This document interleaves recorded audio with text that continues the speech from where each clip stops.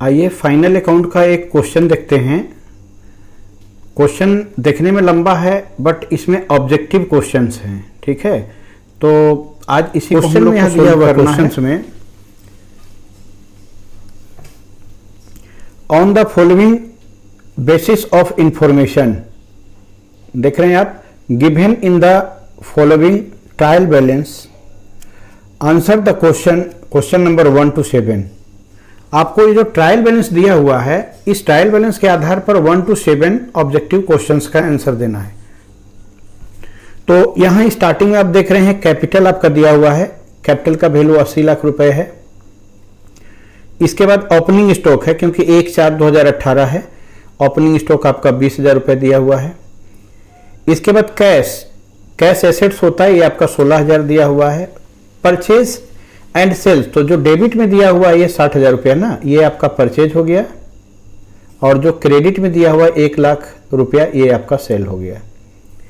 इसके बाद रिटर्न, अब देखिए रिटर्न में भी ध्यान देना होगा, ये जो डेबिट में 6,000 रुपया दिया हुआ है ना, ये सेल्स का रिटर्न है, क्योंकि देखिए सेल्स क्रेडिट में रहता है तो उसका रिटर्न जो होता है वो डेबिट में होता है, और परचेज डेबिट में होता है तो उसका रिटर्न जो होता है वो क्रेडिट में होता है। तो ये जो 2,000 रुपये है ये परचेज रिटर्न है।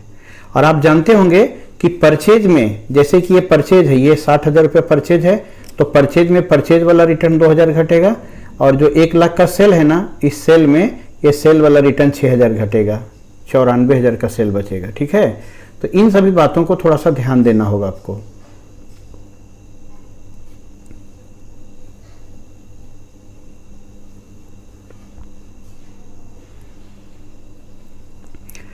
अब हम लोग यहां तक आ गए हैं, रिटर्न तक आ गए। ये जो आपका रिटर्न है 6,000, ये आपका सेल्स में से माइनस होगा, और ये जो 2,000 रिटर्न है ये परचेज में से माइनस होगा। अब आइए डेटर और क्रेडिटर को देखते हैं। देखिए डेटर दिया हुआ है और क्रेडिटर दिया हुआ है, तो डेटर डेबिट में होता है, जो 40,000 डेटर है और जो 20,000 है वो क्रेडिटर है, क्रेडिटर लायबिलिटी साइड जाता है। इसके बाद आउटस्टैंडिंग एक्सपेंसेस, याद रखिएगा आउटस्टैंडिंग एक्सपेंसेस करेंट लायबिलिटीज होता है, इसलिए देखिए ये क्रेडिट में दिया, और लायबिलिटीज का नेचर आप जानते हैं कि क्रेडिट होता है, ठीक है। तो आउटस्टैंडिंग एक्सपेंसेस अगर एडजस्टमेंट में दिया रहता है ना, तो ये 2 जगह जाता है, मतलब ये पीएल अकाउंट के या ट्रेडिंग अकाउंट के डेबिट में भी जाता है और बैलेंस शीट के लायबिलिटीज में जाता है। लेकिन अगर ये ट्रायल बैलेंस के अंदर में दिया रहे इस तरह से, तो ये आपका बैलेंस शीट के लायबिलिटीज जाएगा, लायबिलिटीज साइड करंट लायबिलिटीज है। इसके बाद सैलरी आपका यहाँ पर दिया हुआ 22,000 रुपया, ये तो पीएल अकाउंट के डेबिट में जाएगा। इसके बाद डायरेक्ट एक्सपेंसेस आपका 6,000 रुपया दिया हुआ है, ये ट्रेडिंग अकाउंट के डेबिट में जाएगा। रेंट 10,000 है, तो ये पीएल अकाउंट के डेबिट में जाएगा। और फर्नीचर तो फिक्स एसेट्स होता है, 12,000 दिया हुआ है, ये बैलेंस शीट के एसेट साइड जाएगा। अब दोनों साइड का टोटल जो है आपका 2,12,000 रुपया है, दोनों साइड का टोटल आपका दिया हुआ है, ठीक है। तो अब इतने इंफॉर्मेशंस के आधार पर आपको कुछ क्वेश्चन पूछा जा रहा है। अब आपको क्वेश्चन क्या पूछा जा रहा है, आइए देख लेते हैं।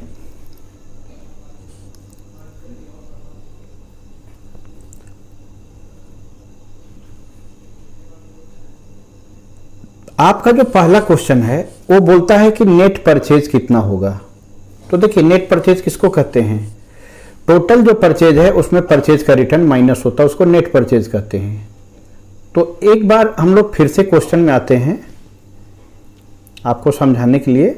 अब देखिए इस क्वेश्चन में, अब देखिए आपका परचेज कितना दिया हुआ था, परचेज आपका 60,000 रुपया दिया हुआ था ना, और नेट परचेज किसको कहते हैं, परचेज में से परचेज वाला जो रिटर्न था ये 2,000, देखिए रिटर्न था ना, रिटर्न, तो जो क्रेडिट में रिटर्न हो परचेज का रिटर्न होता है, तो ये 60,000 में 2,000 माइनस कर लीजिए, तो आपका 58,000 नेट परचेज का आंसर आएगा।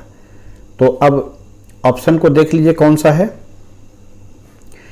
देखिए आपका इस क्वेश्चन में जो ऑप्शन है वो आपका ये 3 नंबर ऑप्शन राइट है, क्योंकि यहाँ 58,000 आपका मिल रहा है। तो ये पहला वाला क्वेश्चन आपका सोल्व हो गया, ठीक है। अब आइए आपको नेक्स्ट क्वेश्चन हम लोग देखते हैं। नेक्स्ट क्वेश्चन आपका क्वेश्चन नंबर 2 है। तो क्वेश्चन नंबर 2 में क्या बोलता है कि शुद्ध विक्रय कितना है, यानी कि नेट सेल का अमाउंट कितना होगा। दूसरा प्रश्न है, तो निश्चित है कि सेल में से सेल्स का रिटर्न माइनस होगा। तो आइए क्वेश्चन में फिर से एक बार चलते हैं। अब क्वेश्चन को फिर से एक बार देखिए, आपको यहाँ पर परचेज के साथ में सेल्स भी दिया हुआ था ये, तो सेल्स कहाँ है, ये क्रेडिट में होता है, तो सेल्स का अमाउंट कितना है, 1 लाख रुपया है, और रिटर्न जो परचेज का वो 2000 था, सेल्स का रिटर्न ये वाला है आपका 6000 है, यानी 1 लाख में 6000 माइनस होगा, तो आपका 94,000 नेट सेल होना चाहिए। देखते हैं कौन सा ऑप्शन ये है। 94,000 कहाँ आपको दिया हुआ है, तो देखिए ये 94,000 आपका ये ऑप्शन नंबर 2 है, यानी इसका 2 नंबर राइट है, और आपका आंसर दिया भी है 2 नंबर। उसी तरह से अब क्वेश्चन नंबर 3 हम लोग देखते हैं। 3 नंबर क्वेश्चन, 3 नंबर क्वेश्चन में क्या है, कहता कि यदि क्लोजिंग स्टॉक का वैल्यू 36,000 है तो बताइए ग्रोस प्रॉफिट क्या होना चाहिए। देखिए अभी क्वेश्चन तो सोल्व करने वाला हो गया। क्लोजिंग स्टॉक का वैल्यू कितना दिया है, 36,000 है, तो क्लोजिंग स्टॉक का 36,000 है, तो आपका प्रॉफिट कितना होना चाहिए, यही क्वेश्चन है। तो इसको सोल्व करने के लिए हम लोग क्या करेंगे, आइए क्वेश्चन को एक बार दिखाते हैं। इसको याद रखिएगा, क्लोजिंग स्टॉक का वैल्यू दिया हुआ 36,000। अब देखिए इस क्वेश्चन में जब आप ट्रेडिंग और पीएल अकाउंट बनाते हैं, याद कीजिए, तो यहां आपका ओपनिंग स्टॉक कितना दिया हुआ है, ओपनिंग स्टॉक आपका दिया हुआ 16,000। तो ट्रेडिंग अकाउंट के डेबिट में ओपनिंग स्टॉक दिखाते हैं, आप 16,000 दिखा दीजिए। अब परचेज कितना दिया हुआ था, 60,000, जिसमें से रिटर्न आपका 2,000 लेस हो गया, तो 58,000 का आपका परचेज हो गया। ठीक, अब क्रेडिट में क्या लिखते हैं, सेल लिखते हैं, तो सेल आपका कितना दिया होता है, 1 लाख दिया होता, उसमें रिटर्न आपका 6,000 माइनस हो गया, तो क्रेडिट में आपका, हम ट्रेडिंग अकाउंट का फॉर्मेट बता रहे हैं, 94,000 क्रेडिट में हो गया। और क्लोजिंग स्टॉक बोल रहा है 36,000, तो चलिए 36,000 बैठा दिए। अब जैसे हम लोग ट्रेडिंग अकाउंट का फॉर्मेट बनाते थे ना, इसी तरह से अमाउंट कॉलम आप बना लीजिए। अब बड़ा आपका किधर का है, क्रेडिट का बड़ा है, तो आप जोड़िए 94,000 और 36,000, ये 94,000 और ये 36,000, तो कितना हुआ, 0 0 0 6 4 10 9 3 12 12 और 1 13, 1,30,000 क्रेडिट का टोटल है। यही टोटल हम डेबिट में भी बैठा देंगे, 1,30,000। अब इस 1,30,000 में ये दोनों को माइनस करेंगे, तो यहीं पर माइनस कर लेते हैं, यहाँ नज़र आ ही रहा होगा आपको। 1,30,000 में 50 10 60 70 4 74,000, 74,000 हम लोग माइनस कर लेते हैं, तो कितना आना चाहिए, 0 0 0 10 में से 4 गया 6, और 12 में से 7 गया, 12 में से 7 गया 5, 56,000 रुपये का ग्रोस प्रॉफिट आना चाहिए। ठीक है, कैसे आप समझे, देखिए क्रेडिट में सेल दिखा दिए, नेट सेल, और क्लोजिंग स्टॉक दिखा दिए, डेबिट में ओपनिंग स्टॉक और नेट परचेज दिखा दिया, और कोई डायरेक्ट खर्चा था ही नहीं। हाँ, डायरेक्ट खर्चा एक था भाई, देखिए ये यहाँ पर है, ये सॉरी, ये डायरेक्ट खर्चा भी एक था 6,000, यानी कि आपका जो प्रॉफिट यहाँ 56,000 आ रहा था, 56,000 में एक खर्चा भी है डायरेक्ट, तो उसको 6,000 रुपये और घट जाएगा, तो 56 में 6 आप घटा दीजिए, कितना हो गया आपका, 50,000 का ग्रोस प्रॉफिट हो गया। 50,000 रुपये का ग्रोस प्रॉफिट होना चाहिए। आइए देखते हैं कि 50,000 का ग्रोस प्रॉफिट कहीं है या नहीं है। तो देखिए ये 50,000 का ग्रोस प्रॉफिट 1 नंबर में है ना आपका, 1 नंबर में, तो देखिए ये 50,000 है ऑप्शन में। तो यहाँ पर किसी ने सोल्व किया था तो कहीं कहीं गलत उलट काटा है, इसको आप काट दीजिए। देखिए 50,000 ऑप्शन आपका कौन सा, 1 नंबर राइट है। तो इसका आंसर दिया कौन सा नंबर है, आप देख लीजिए, इसका आंसर गलती से 3 नंबर दिया, ये तो कभी हो ही नहीं सकता है, इसका 50,000 आंसर राइट होगा। ठीक है समझ गए, और नहीं समझे तो इसका एक और भी उपाय है, आइए आपको वो भी उपाय बता देते हैं। देखिए आपको पूरा क्लियर बता देते हैं। हम लोग ट्रेडिंग अकाउंट बनाते हैं, ठीक। अब ट्रेडिंग अकाउंट जब हम लोग बनाते हैं तो यहां पर क्या लिखते हैं, टू ओपनिंग स्टॉक, ठीक। ओपनिंग स्टॉक आपका क्वेश्चन में दिया हुआ है, आपका क्वेश्चन में ओपनिंग स्टॉक कितना दिया हुआ है, देखिए यहां पर देख रहे हैं, आपका क्वेश्चन में ओपनिंग स्टॉक है 16,000, है ना, ठीक। तो ओपनिंग स्टॉक 16,000 है। आइए अब आंसर में आते हैं, तो ओपनिंग स्टॉक आप दिखा दिए 16,000।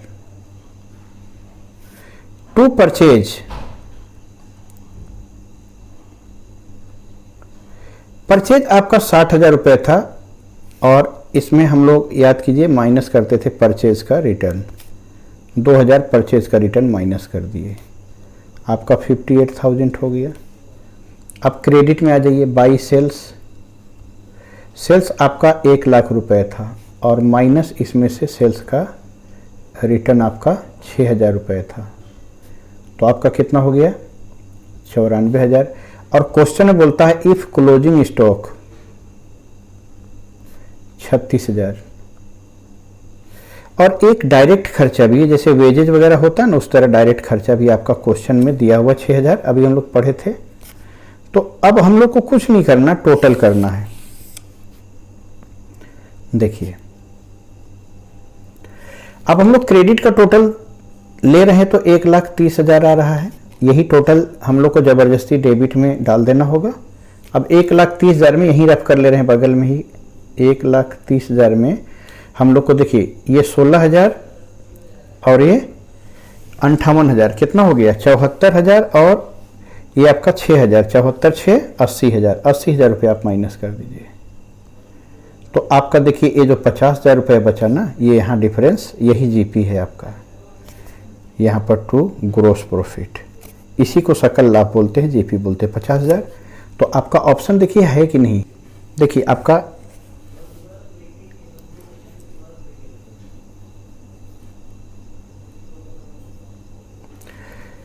इस क्वेश्चन का ऑप्शन देखिए कितना था, 50,000 था।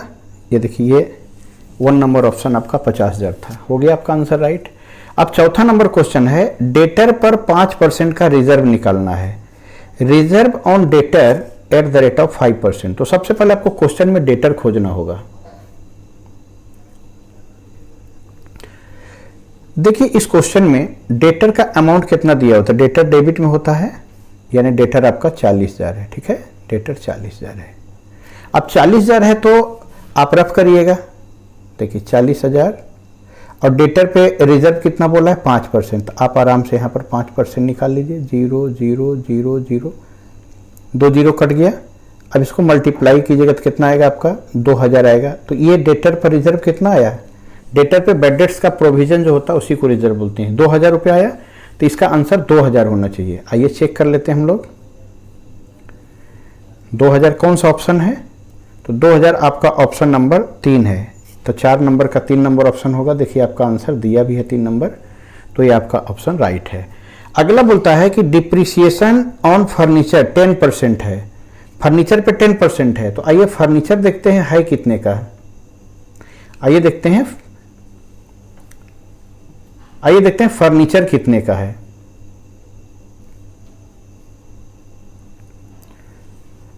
तो आपका क्वेश्चन में फर्नीचर का जो वैल्यू है वो 12,000 रुपए का, ठीक है। अब 12,000 का वैल्यू है फर्नीचर का, तो आपको क्या करना होगा, ये 12,000 यहाँ लिखना होगा। और कै % डिप्रिसिएशन है, तो 10/100 है। आप एक एक जीरो यहाँ काट दीजिए आप, तो आपका 1,200 रुपए का डिप्रिसिएशन फर्नीचर पे बन रहा है, ठीक है। तो आंसर आप ऑप्शन देखिए कौन सा है, तो 1,200 रुपया, 1,200 रुपये कौन सा ऑप्शन देख रहे हैं आप, ये ऑप्शन नंबर 1 है आपका, ठीक है। और आंसर में भी आपका 1 नंबर ऑप्शन दिया हुआ है, तो ये आपका 5 नंबर क्वेश्चन यहाँ पर कंप्लीट हो गया, ठीक है। अब आइए अगला हम लोग नंबर देखते हैं। आपका अगला 6ठा नंबर क्वेश्चन आइए देखते हैं। इसमें दिया हुआ है कि अगर क्लोजिंग स्टॉक आपका 36,000 रुपये है तो कॉस्ट ऑफ गुड्स सोल्ड क्या होगा, ये क्वेश्चन आपका है, ठीक है। तो इसको बनाने के लिए पहले हम लोग को क्वेश्चन में आना होगा। हम लोग क्वेश्चन में आ गए हैं। अब देखिए क्वेश्चन में देखिए आपका यहाँ पर ओपनिंग स्टॉक कितना दिया हुआ है, 20,000 दिया हुआ है। इस 20,000 को याद कर लीजिएगा, अभी जरूरत पड़ेगा कॉस्ट ऑफ गुड्स सोल्ड निकालने के लिए। आपका परचेज का जरूरत पड़ेगा, परचेज आपका 60,000, लेकिन परचेज में रिटर्न भी 2,000, इसको भी याद रखिएगा, ठीक है। ये 2 चीज हो गया। और डायरेक्ट एक्सपेंसेस का जरूरत हम लोग को पड़ेगा 6,000, तो याद रखिएगा। और क्लोजिंग स्टॉक आपको 36,000 क्वेश्चन में बोला हुआ, वो तो वहां क्वेश्चन में मिल जाएगा। अभी याद क्या रखना है आपको, 20,000 ओपनिंग स्टॉक है, परचेज 60,000 है, जिसमें रिटर्न आपका 2,000 माइनस हो जाएगा 58,000, और डायरेक्ट खर्चा आपका 6,000 और क्लोजिंग स्टॉक 36,000 है। आइए अब हम लोग क्वेश्चन में आ जाते हैं। तो देखिए आपका जो फॉर्मूला है वो क्या होना चाहिए आपका, देखिए पहले यहाँ पर क्या क्या दिया था, ओपनिंग स्टॉक आपका दिया हुआ है 20,000, ओपनिंग स्टॉक आपका दिया हुआ 20,000, देखिए 20,000 लिख दिए। परचेज आपका दिया हुआ है 60,000, जिसमें कि माइनस है परचेज रिटर्न 2,000, ठीक है। और डायरेक्ट एक्सपेंसेस में आपका वेजेज वगैरह जो भी है वो 6000 है, और क्लोजिंग स्टॉक अभी क्वेश्चन में ही बोल रहा है ये 36000 बोल रहा है, क्लोजिंग स्टॉक 36000 है। तो देखिए कॉस्ट ऑफ गुड्स सोल्ड का फॉर्मूला क्या होता है, हम नीचे में आपको बता देते हैं। यह नीचे में कॉस्ट ऑफ गुड्स सोल्ड का फॉर्मूला होता है, सबसे पहले आपको ओपनिंग स्टॉक लेना है, इसमें नेट परचेज लेना है, परचेज में से रिटर्न को लेस कर लीजिएगा, ज़्यादा अच्छा है, और माइनस कर देना है आपको क्लोजिंग स्टॉक। बस इतना ही काम करना है, और कोई डायरेक्ट एक्सपेंडिचर है तो उसको आपको प्लस कर देना है। 6000 का डायरेक्ट एक्सपेंडिचर है, डायरेक्ट लिख दिया आपको। अब यहाँ ओपनिंग स्टॉक आपका कितना 20000 है, तो यहाँ देखिए हम लिख दिए 20000। परचेज आपका कितना है, तो 60000 में 2000 घटा करके 58000 परचेज है, तो 58000 परचेज लिख दिए। क्लोजिंग स्टॉक आपका बोला हुआ है 36000, यही 36000 आपका क्लोजिंग स्टॉक भी लिख दिए। तो देखिए 20000 और 58000, 78000 रफ करके आपको दिखा दे रहे, 78000 आया। 78000 में 36000 आपको माइनस करना है, कर लेते हैं माइनस। 0 0 0 8 में से 6 गया 2, 7 में 3 गया 4, 42000।